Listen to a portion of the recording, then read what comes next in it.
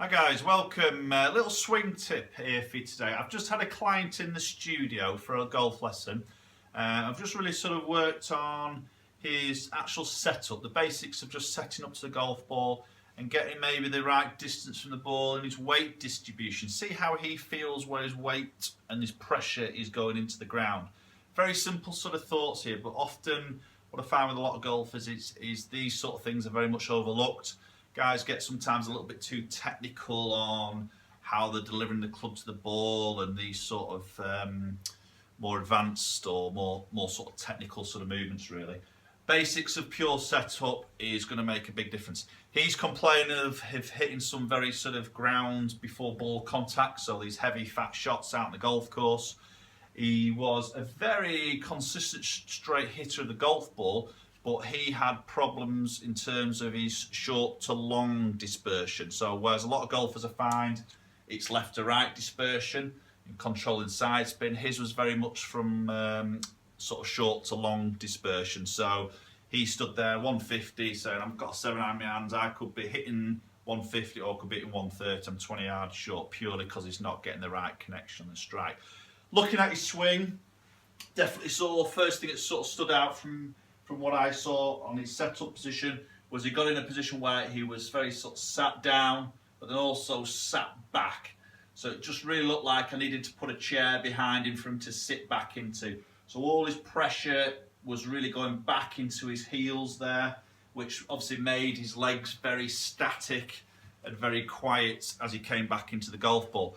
So this really sort of promoted the club to bottom out too early and obviously make that generally make that ground contact before he got into the golf ball.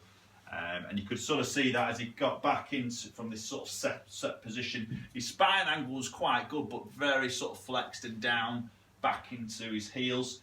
As he came down, you could really see his legs were quite static as he came through impact. There was no real rotation and move of weight into that left side as he came back through the golf ball. So this really sort of made a lot of sense to me, and I could really see his strike pattern and his problems he's going to get when he's out on the golf course.